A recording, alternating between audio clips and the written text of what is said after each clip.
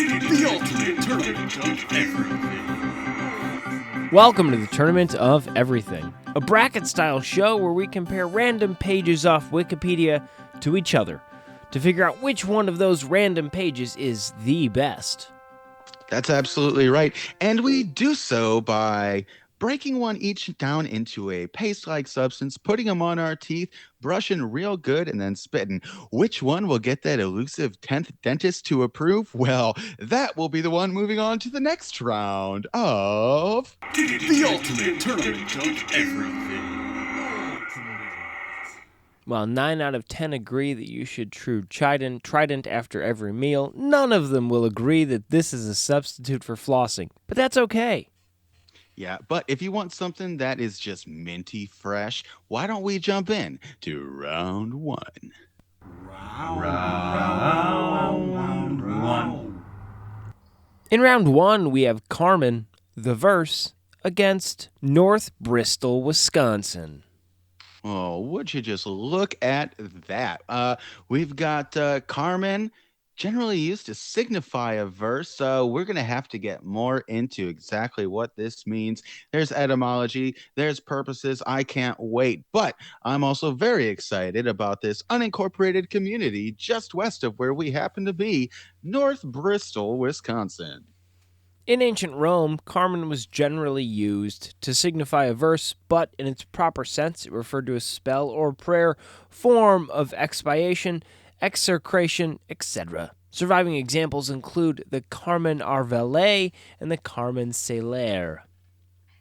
So the term Carmen is derived from the root carnere, meaning to sing, with the passive nominal ending men. Therefore, a thing sung. And purposes for Carmens may include spells and incantations, which were used for a variety of purposes.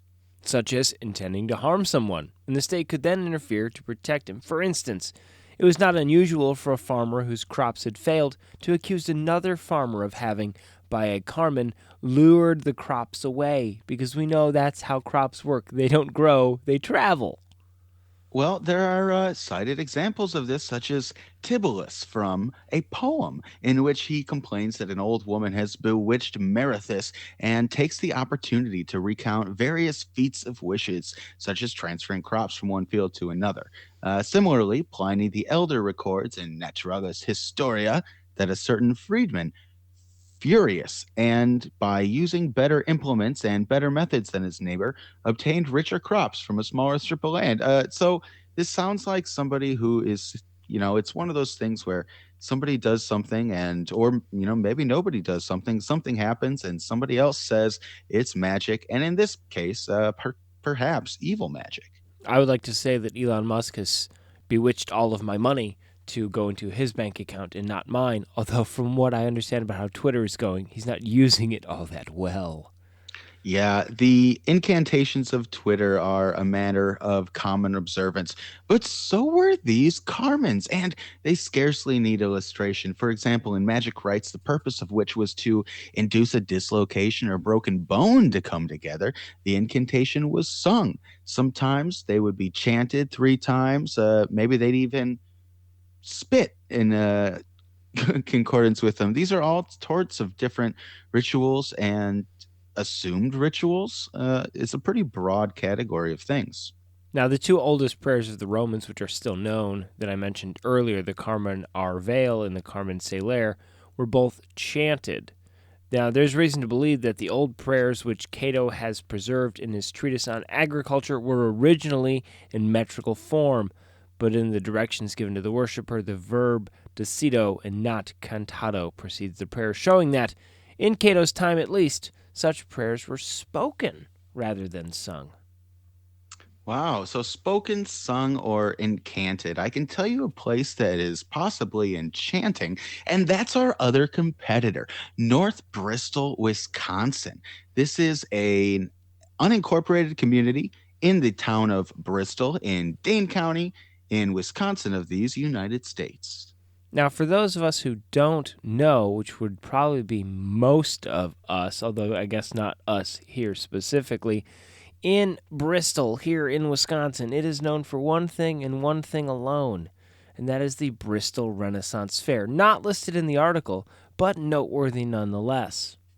That's like using that fact. We're going to ask the jury to disregard that fact. While wonderful and very helpful and something everyone should check out, it is not included in the article, and I think it's kind of like a foreign weapon in wrestling. Okay, fine. Here's a fact from the article. Its elevation is 942 feet above sea level. Is that what you wanted? Wow, that's my favorite elevation.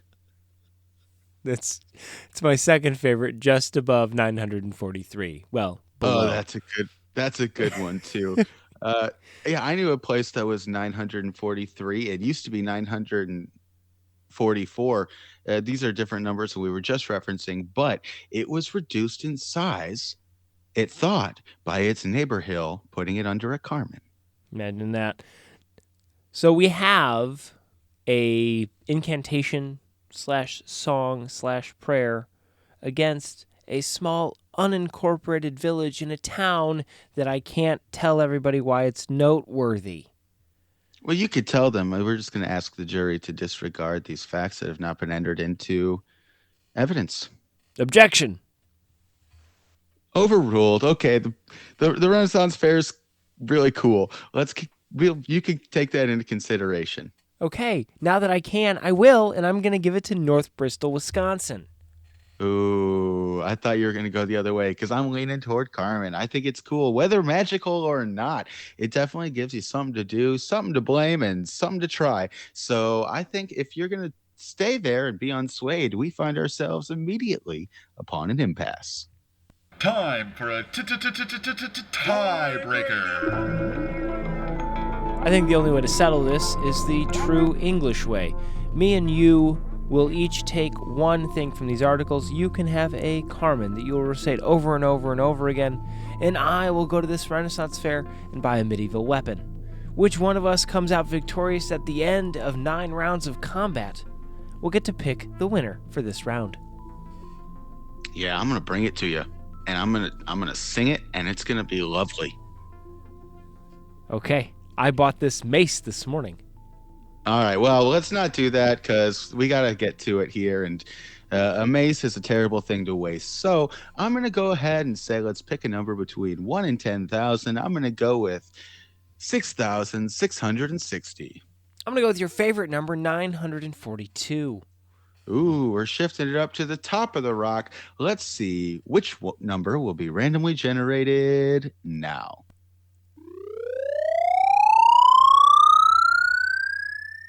9,231. Well, would you just look at that? And North Bristol, the little town that could and goes back in time pretending to be so. You are moving on to the next round of The ultimate tournament of everything. Seriously, go to the Renaissance Fair if you haven't before. Free advertising. Absolutely. And wear something old, wear something cool, bring your loot, and, grab a shank of lamb. Speaking of a shank of lamb, let's get into round 2. It's time for round 2. In round 2, we have the 1989 CAA Men's Basketball Tournament against Strada Statale 235 di Orzanuvi. Yes, we've got a tournament here where people were definitely trying to go places. And we also have a state road that will get you from place to place. Let's find out which one will be the destination du jour here in the ultimate tournament of everything.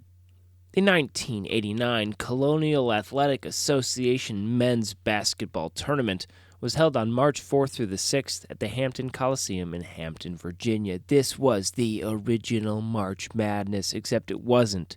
It definitely wasn't. George Mason defeated Richmond in the championship game, 78-72, to win their first CAA men's basketball tournament title. Yes, the Patriots, therefore, earned an automatic bid to the big show, the 1989 NCAA tournament, which was their first ever tournament bid. Very exciting for them. And they beat other schools, the likes of which are as follows. Richmond came in as the top seeded school. They faced off in the first round against 8 seeded Navy and took care of them pretty handily. The second seed was George Mason in the first round, facing off against William and Mary, and George was able to defeat both of them, but by a mere 3 points. I can't believe Tom Brady was winning championships in 1989. I just can't believe it. I, I, I think he was probably winning at all points of his life. He has continued to do so, and we all pray every day that that immovable or unstoppable object will come to a halt. We just keep saying Carmen's, please Tom Brady stop playing. Please Tom Brady stop playing. Are you saying something about Tom Brady here? Am I missing that? Oh, the Patriots. Are these the wrong Patriots? Well, he plays for the Buccaneers now. It doesn't really matter. He Oh. goes around, he wins championships. People say, that guy, I oughta. But, I don't think he was really involved here. Jerry, we're going to ask you again to disregard some evidence here, but let's not disregard our other competitor, Strada Statale 235 di Orsignovi. Now, if you know any Italian, you probably didn't understand what we said, but this is an Italian state road created in 1959 and then disestablished in 2000. It began in Pavia and ended in Brescia, going through the Po Valley in the Lombardy region, which I hear has great grapes. Absolutely, because winning isn't the only thing, but it is the only thing. It's something like that. And this road was one of the things of everything. That's why we're talking about it right now. The road was created in 1959 with the following route junction with the State Road NR 35 in Pavia to Crema to junction with the State Road N11 in Brescia had a length of 99.889 kilometers, which is 62.068 miles. In 1998, the government decided to devolve to the regions all the state roads that were not considered of national importance. The list of those roads, compiled in 2000, defined the state road number 235 of regional interest, and therefore it was devolved to the Lombardy region. At this time, the road resulted only 98.79 kilometers long, so we have a road that was almost and even 100 kilometers, literally being like 10 meters away? Yep, A just meter, something right? about that. And then it's even shorter now. I think that this road, given that we've reached the end of its article and it's reached the end of its path, doesn't deserve a spot in round 2. Well, as we mull that over finally, let's talk about the spot in Italy in which it lies. If Italy is a boot, you're going to want to picture it as a thigh high boot. And right about where that boot ends is about where this little road would be, just off center a little bit. In fact, it kind of looks like a little mustache upon the county that it lies within. Is that cool? Kind of. Is it as cool as this and CAA men's basketball tournament with a whole bunch of up and comers, none of which were Tom Brady?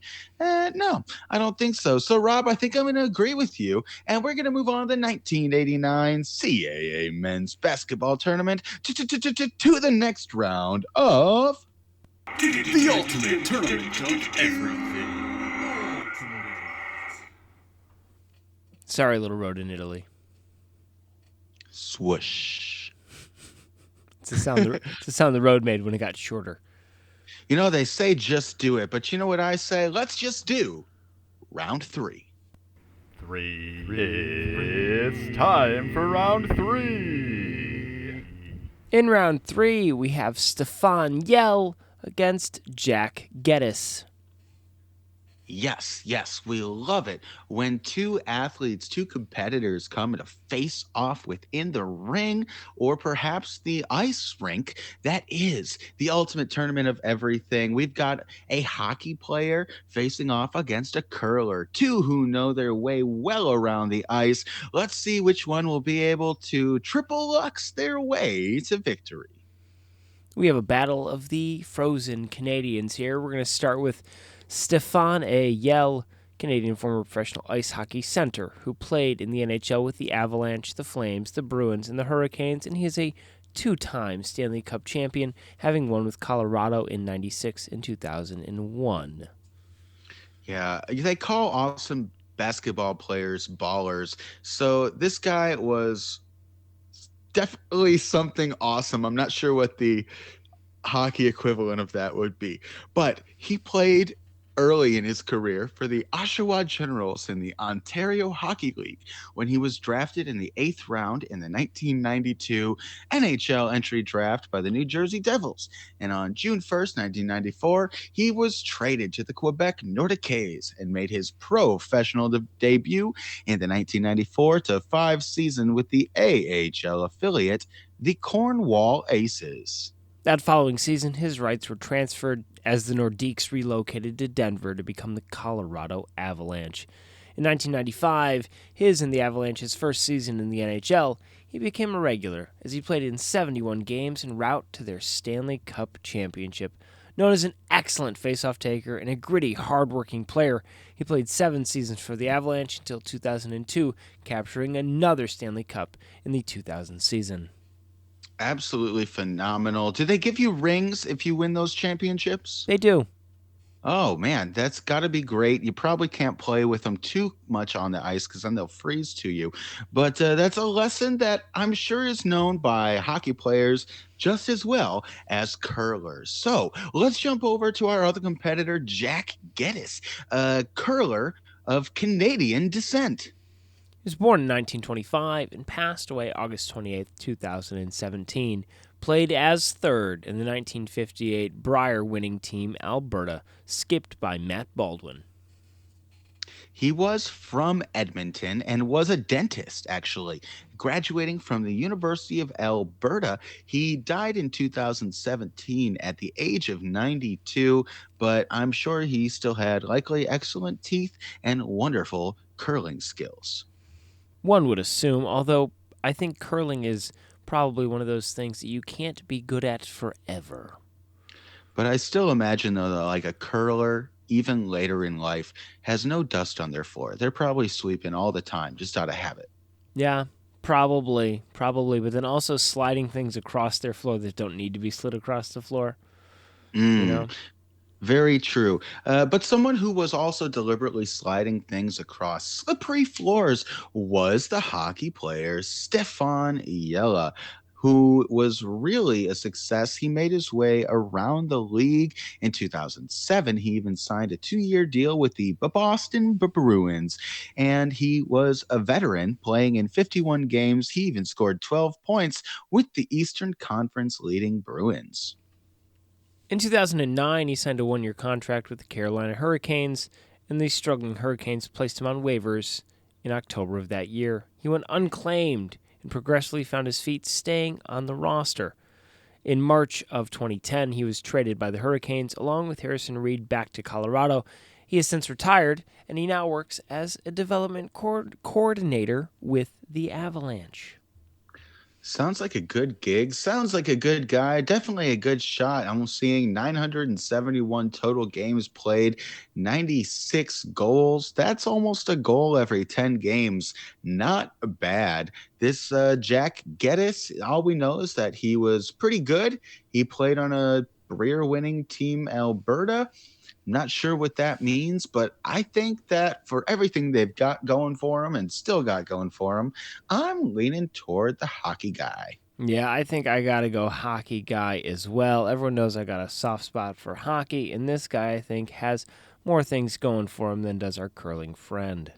Ooh, but here's a question before we do stamp it down. Do you think that this yellow fella could slap shot one of those curling stones?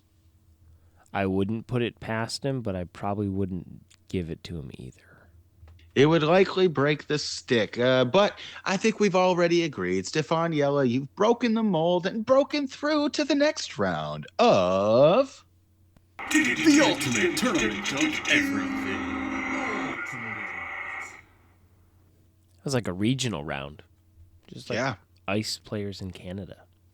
Yep, they probably, hey, there's a chance that they know of each other. They're both relatively famous, and maybe they've been to luncheons. I'm not sure. But you know what is just as delicious as luncheon time ham? Round 4. Ah, my round 4 is ready. In round 4, we have Solola, the city in Guatemala, against Tamula, the ant.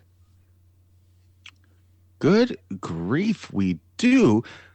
Pulling them up right now. We got Solola, city in Guatemala. Looks lovely. We also have this ant, which, as far as ants go, is a pretty nice looking ant. Some of them are gnarly, terrifying looking. This one, not so much. Might be the friendly version of the ant. Let's find out here in the Ultimate Tournament of Everything, round 4. The name is a Hispanicized form of its pre-Columbian name, one spelling variant of which is TZ''OLOJYA. The urban center has about 14,000 people, but the municipality also includes 4 village communities: Los Encuentros, El Tablón, San Jorge La Laguna, and Argueta. Now, this city is way up there. It is situated at 2,114 meters of altitude. It's on a mountainside overlooking Lake Atitlan, some 600 meters below it. It is a highland market center and is the headquarters for the Catholic bishopric encompassing the Solola and Chimaltenango departments.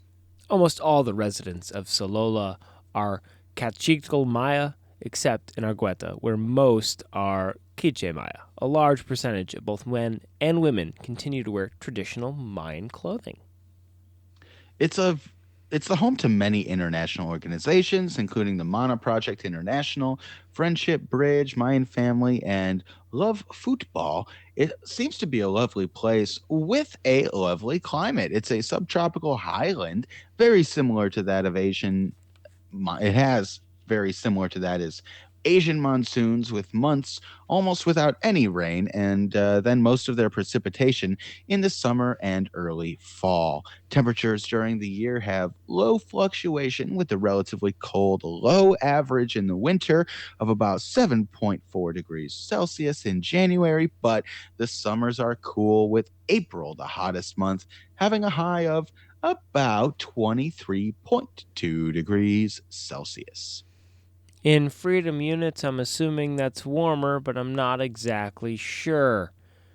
Well, something that doesn't seem, to my recollection, to be that affected by really anything, especially relatively small fluctuations in temperature, is ants. Just like our other competitor, Timula, which is a genus of velvet ants in the family of Mutilidae. There are almost 200 described species within Timula. Now, Tamula, the genus of velvet ants, now apparently a velvet ant, a family of more than 7,000 species of wasps whose wingless females resemble large, hairy ants. Their common name, velvet ant, refers to their dense pile of hair, most often bright scarlet or orange. So they're not ants? Oh my goodness. Are we talking about sneaky wasps? It sounds like we're talking about sneaky wasps. That's not cool. No. Wasps So in general aren't cool. An ant already might give you the heebie-jeebies, but you're not that scared of an ant unless it's one of those fire ants, and still just one of them's not that bad. But if you knew that ant was actually a wasp, I think you might be a bit more concerned. I already am, just knowing that they're out there. Now, one good thing about them, they're not aggressive and sting only in defense. In addition, the actual toxicity of their venom is much lower. And unlike true ants, they're solitary and lack complex social systems. So they're loners who want to be left alone.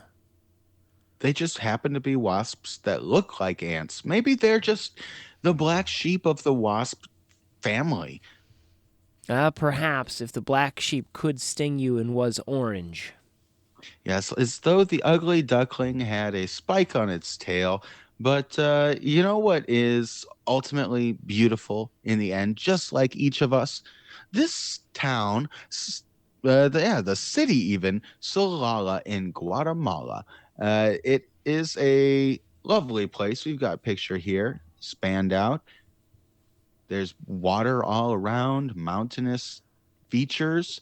There are nice, I don't know how you would describe it, but there are huts and houses and things like that. It looks great. A lot of trees. It looks like a wonderful place to visit. Way to use your picture words, Mike. Way to use your picture words. Now, I said I didn't know how much freedom units the temperature was. Well, luckily, the article converts it for me.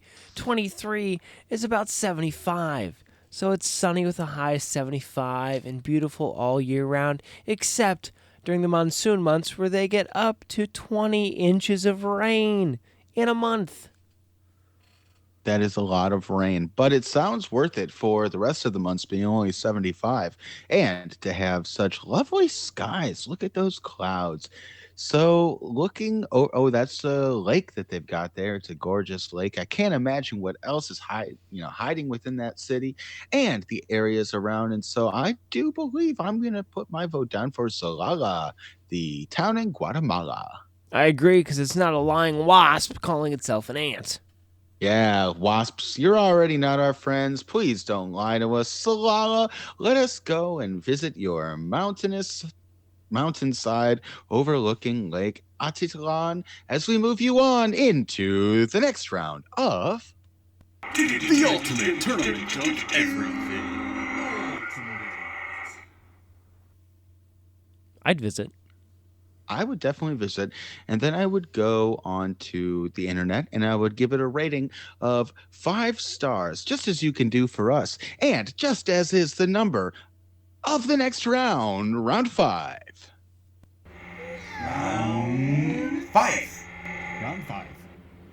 As everyone knows, round 5 is our fighting round, so we'll be talking about a team that did fight. The 1955 Southwestern Louisiana Bulldogs football team, and a court case where people fought against each other. Crawford v. Nashville. Okay, here. This is a deep, deep battle. Can a house that is undivided stand against a house that is divided against itself? Let's see which one of these controversial approaches will produce victory here in the ultimate tournament of everything. Now, this football team represented the Southwestern Louisiana Institute of Liberal and Technical Learning, now known as the University of Louisiana at Lafayette, in the Gulf States Conference during the 1955 college football season. In their 5th year under head coach Raymond Didier, I'm going to assume it's Didier given that it's Louisiana. The R's are pronounced that way in French, apparently. And the team just squeaked past 500 with a record of 5-4. Yes, the season started out tough.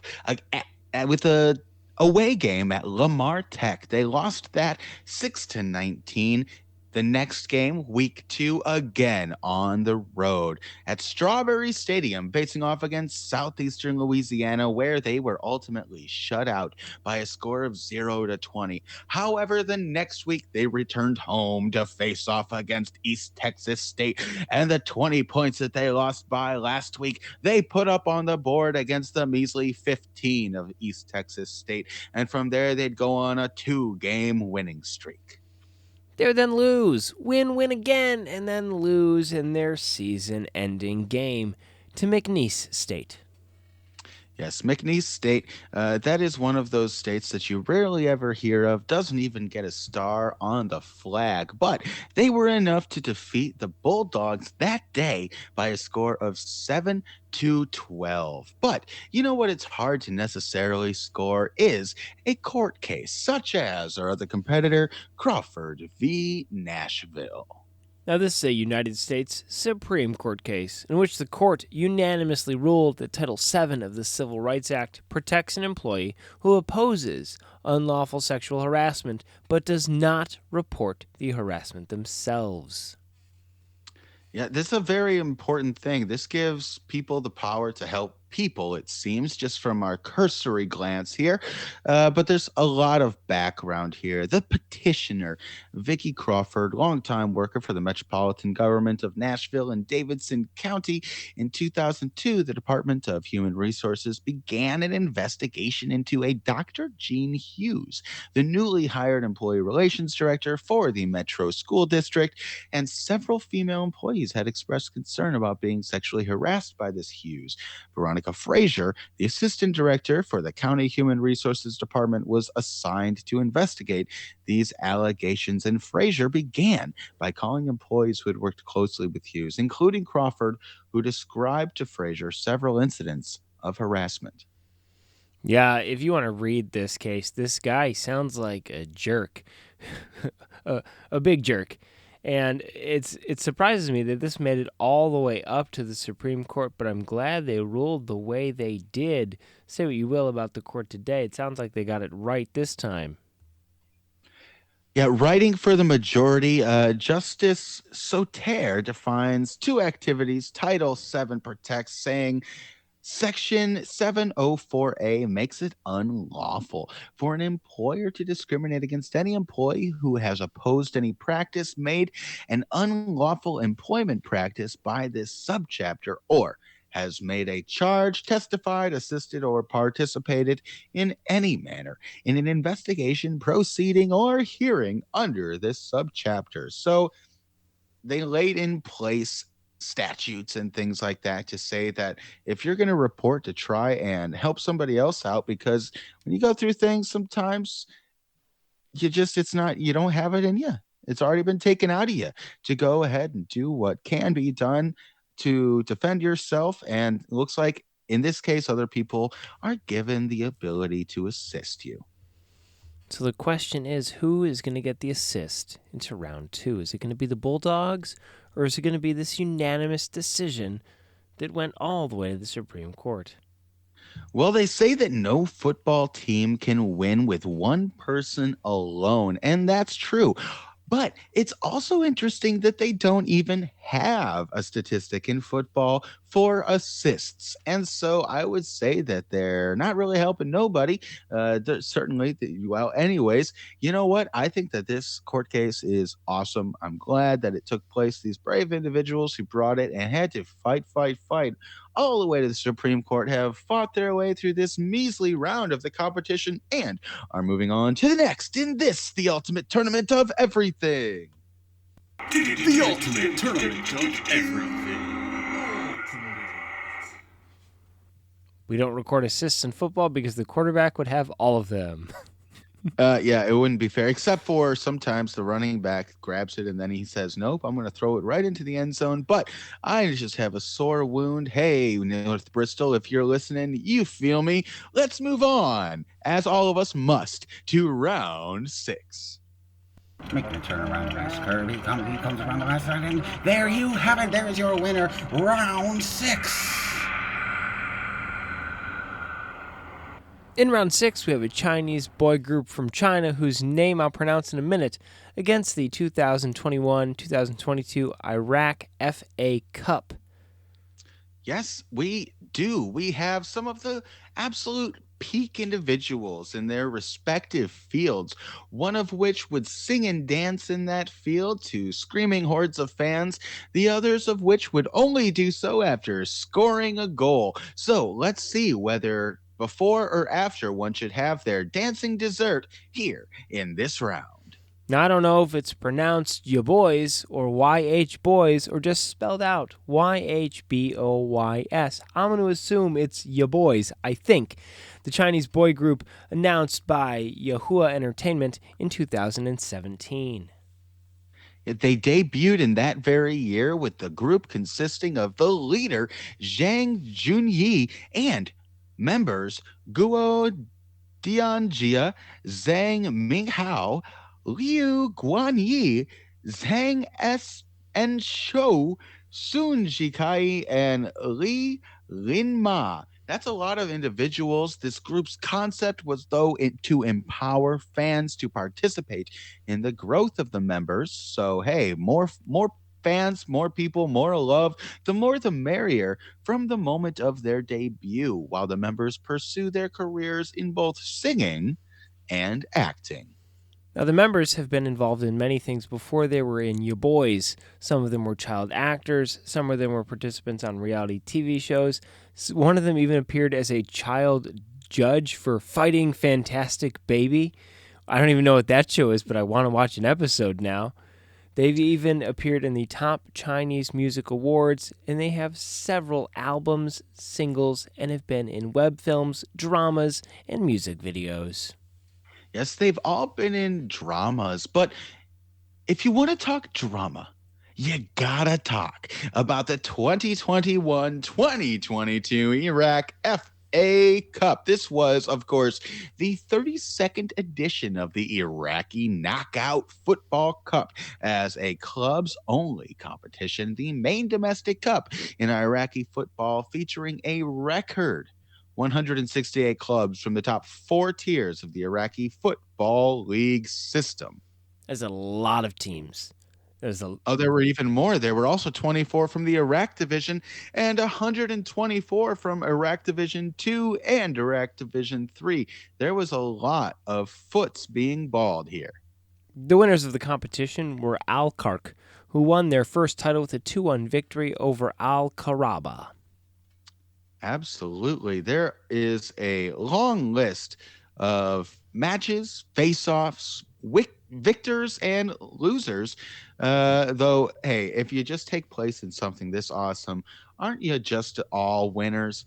It looks like the answer to that was no. And the last one to become a loser was Al-Karaba, losing to Al-Kark, as stated, by a score of 2-1. They had both fought through bunches of rounds and a whole season prior to this. Yeah, good for Al-Kark. The rest of the article is literally the bracket, and by bracket I mean many brackets, because there were 168 teams. There were 451 goals scored during the entirety of this cup, and there were 180 matches played. Wow, that is a lot of football. And perhaps the more fans they had and the more their fans were psyched on them, the more games that they inserted into the tournament. Just like our other competitor, Ya Boys, who seem to have inserted more and more members to their group as they got more fans. Now, the interesting thing to me about the members of these groups is each one of them has a role. You know, in NSYNC, there was, there were Backstreet Boys. There was the cute one. There was the punk one. There was the one who was kind of the front man. No different here. We had one of the individuals, a group leader.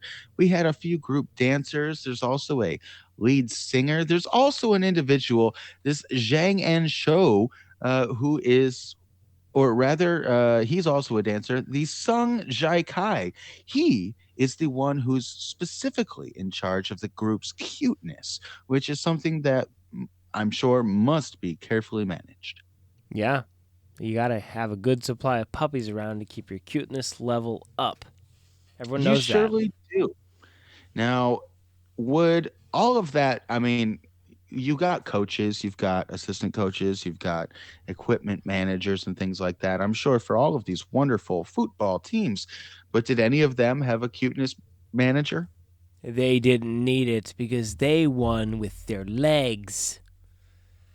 They did indeed. And these individuals are attempting to win with their voices, their dance moves, and their cuteness. Would that overtake a team full of guys on the pitch? I thought they were going to win. I thought Ya Boys were going to be our winners, and I'm not going to let them move on because I think this soccer tournament had more perseverance than the tightly micromanaged Chinese boy supergroup. I completely Absolutely agree. The vast scope, the sheer amount of teams involved in this cup is just awesome, giving a lot of people a chance to shine, have their time on the pitch, and I think that's awesome. You boys, you're not our boys because it is the 2021-22 Iraq FA Cup that is moving on to the next round of The ultimate tournament of everything. Well, congratulations to the Iraqi FA Cup. Your cup runneth over, as does ours, as we pour out into round 7. Round 7. Round 7. Round 7. Round 7. In round 7, we have Record Kicks, not what it sounds, against 1987-88 Huddersfield Town AFC, their season. Absolutely. We've got one that is apparently not as it sounds. Haven't looked into it yet, taking your word for it. And we've got another one that, by the sounds of it, I have very little idea what it is. So let's pull back the veil of secrecy and dive into these randomly generated articles. Record Kicks is an Italian Milan-based independent record label set up in 2003 by Niccolo Pozzali, aka Nick Record Kicks, and specialized in both new and vintage black sounds, deep funk, soul, northern soul, afrobeat, rocksteady, and dance floor jazz. It has released records by a number of fantastic artists, including Hannah Williams and the Affirmations, Martha High, Tanika Charles, Hannah Williams and the Tastemakers, Third Coast Kings, Trio Valor, The Liberators, and the list goes on and on. And in addition to singles artist releases, the label has been releasing 2 series of compilations. You've got Soul Shaker and Let's Boogaloo, which is currently at volume 6 as of the writing of this article. In 2008, Record Kicks released the soundtrack for Australian film parody of Italian B-movies of the 60s and 70s, Italian Spider-Man. While pressing both LPs and CDs, Record Kicks still produces singles on 45s and 12-inch EPs. These records certainly kick. Now, alongside the record label, Record Kicks has its own music publishing division called Edizione Record Kicks, enrolled at SIAE, Italian Authors and Composers Collecting Society, and on 9th of November 2013, the label celebrated its first 10-year anniversary with a special night at the 100 Club in London and a celebrative compilation called Record Kicks 10th. Good for you. Well, they kicked, and Huddersfield Town AFC for their 87-88 season didn't. It was statistically their worst ever season in league history. Have we figured out yet what sport they were losing at? I'm going to assume AFC is generally soccer or football. Okay. Football, AFC, football club. Yeah, it's probably right. Let's roll with that, as their balls seem to not so frequently do into the opponent's goals. They conceded 100 league goals in the season and finished 19 points adrift of safety, and even 14 points behind second bottom team, Reading.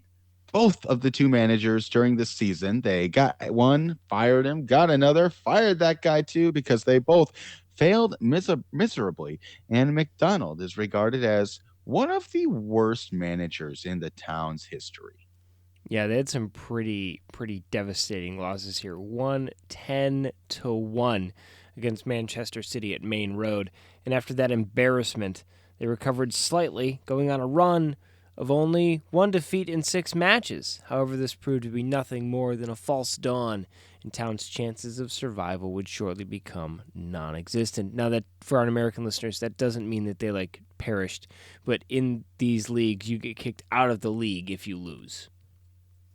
Yeah, looking at their color-coded schedule here, you've got red for loss, yellow for tie, and green for victory, and you're not seeing a lot of green. It basically looks like a a desert landscape here. Lots of reds, yellows, those two mixed together to form some sort of sandy color, which would definitely not indicate the lushness of the green that shows their rare, far, and few between victories. Yeah, they were terrible, and they were so terrible that I'm actually kind of impressed. Yeah. It takes all sorts to form that which is infinity. And man, you know what? All of this, we're talking about record kicks. We're talking about the album, the record company that creates all this great music has had a lot of success. I would love to root for them, but it seems as though nothing has ever gone right for the Hattersfieldstown 1987 to 88 campaign. And I kind of feel like we're in a unique position to maybe heal some wounds. There are some wounds that'll never heal, like losing 10-1, but that's okay. You might be able to forget about it for a brief moment when realizing you had a victory today.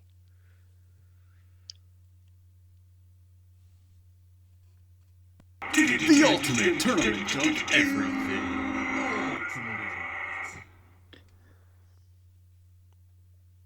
That was a moment of silence for your terrible, terrible season. So let's leave all of that behind us as we proceed into the inevitable victorious glorious, which is round 8. I say, would you by chance have any round 8? Round 8! In round 8, we have Bardaya National Park against St. Medard Hubermont. Absolutely, we do. We have a place that is protected in Nepal, looks lovely, versus a place that is a village in Wallonia. Let's see, we're talking about Belgium here. I don't know which one's going to come out victorious, but I do know which one I'd probably rather go to. Now, this protected area in Nepal was established in 1988 as the Royal Bardia National Park, covering an area of 968 kilometers squared. It is the largest and most undisturbed national park in Nepal's Terai, adjoining the eastern bank of the Karnali River and bisected by the Babay River in the Bardaya district. Its northern limits are demarcated by the crest of the Siwalik Hills. The Nepal Gunj Surkhet Highway partially forms the southern boundary, but it seriously disrupts the protected area. Natural boundaries to the human settlements are formed in the west by Garua, a branch of the Karnali River, and in the southeast by the Babai River. Together with the neighboring Banki National Park, the coherent protected area of 1,437 kilometers represents what's known as the Tiger Conservation Unit, or TCU, Bardia Banki, that extends over 2,231 kilometers of alluvial grasslands and subtropical moist deciduous forests. In 1815, Nepal lost this region to the East India Company through the Sugali Treaty. For 45 years, it was a part of British India and returned to Nepal in 1860 in recognition for supporting the suppression of the Indian independence movement. Today, this annexed area is still called Naya Malik, meaning new country. Now, this area was set aside as a Royal Hunting Reserve in 1969 and gazetted as Royal Karnali Wildlife Reserve in 1976. And then in 1982, it was proclaimed as Royal Bardia Wildlife Reserve and extended to include the Babai River Valley. And finally, in 1988, the protected area was gazetted as a national park. One place where if you happen to be traveling and you run out of gas, you might need to park should you find yourself in Belgium and far from a petrol station might be, I know that one's a bit of a stretch, but Saint Medard Beaumont, the village of Wallonia and a district of the municipality of Her Beaumont, located in the province of Luxembourg, Germany. It's got a history that goes back to the year 941 AD, even with things, let's see, during the Middle Ages, subjected to the Counts of Chini. And the village church was built in 1857, not renovated until 1985. Well, now that we've read the entirety of that stinker, we can talk about the awesome animals in Berdaya National Park, such as Crushed it. tigers, rhinos, elephants, and even a bunch of birds. White-rumped vultures, peafowls, bar-headed geese, lesser floricons, and saurus cranes are all present. There are many, many very awesome animals that call this reserve home. This place is awesome. I was trying to be unbiased, but hey, now I can pull back the veil and say I'm through the roof about this place. It looks amazing. They've got incredible wildlife that lives there, peacocks. They've got great picture here of a local one-horned rhino. I was trying to keep, you got to be as a arbiter of infinity, somewhat neutral, open to everything, but hey, when you've seen it, you know it, and this has got it. I just don't want to waste any time stamping down my stamp for Bardia National Park. The ultimate tournament of everything. They even have dolphins. Dolphins. Yeah, dolphins. All right. Well, you've got dolphins, you've got wonderful animals, you've got a beautiful location, and you've got a victory and pass into the next round of The ultimate tournament of everything.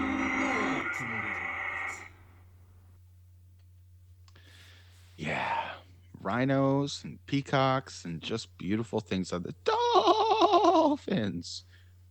Yes, as everyone knows, Pokemon is a realistic documentary. Animals say their names.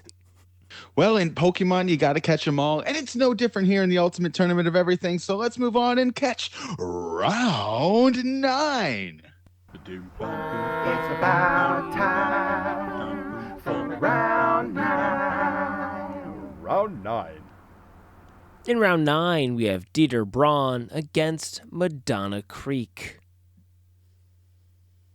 Absolutely. We've got Dieter Braun, a material guy, versus Madonna Creek, a material river. Let's see which one of these will be touched for the very first time into round 2. Dieter Braun is a former road racer of Grand Prix solo motorcycles from Germany. He won the 1970 FIM 125cc World Championship for Suzuki. And in 1973, he rode a Yamaha TZ250 to the 250cc FIM World Championship. He was, for moments in time, the fastest man on two wheels. His victory there at the 1970 Isle of Man TT was certainly notable because he was one of only 7 riders to have won an Isle of Man TT race in their very first attempt. Due to the circuit's 37.7 mile length, it usually takes competitors 2 or 3 attempts before they learn its nuances. But he was also known for an incident that occurred immediately after he won the East German Grand Prix in the 1971 season. I don't know what that incident is because it just says that they start playing the anthem and then the East German crowd began singing. Yes, that was the very incident. And the Eastern government reacted by making the following year's East German Grand Prix an invitation-only event. And in 1973, the race was stricken from the Grand Prix calendar. This is a article that was written in a way that wants us to not know why it was suspicious, it seems. Now, he didn't just race bikes, he also raced cars, entering 5 races with Team Warsteiner Euro Race in the 1975 European Formula 2 Championship. His career ended, unfortunately, with a serious accident in 1977 in Salzburgring. Yes, everything must come to an end, but something that is very difficult to really describe or define a beginning or an end to is a creek, such as our other competitor, Madonna Creek, a 2.5 mile long, that's 4 kilometers stream in San Mateo County, California, USA. Sounds like they defined the beginning and the end pretty well, giving it a length, and also the length of that article. We had the beginning and the end. Yes, which goes as follows. Which is a tributary of Pilarcitos Creek. Very good. There you go. Very good. That is the entire I article. love a happy ending. Yeah, that was that was it. Do you know anything about this other creek? It's not a competitor. We don't care. Yeah, Dieter Braun sounds like he was a pretty good dude. He's a pretty good racer. And if he was fast on 2 wheels, he was probably at least half as fast on 4. I think that's probably more than the speed of a creek. And so I think that's enough to move him to the winner's circle in this. The ultimate tournament of everything. Well, there you have it. 9 rounds, 9 winners, and everyone knows that there are, for our listeners, no losers.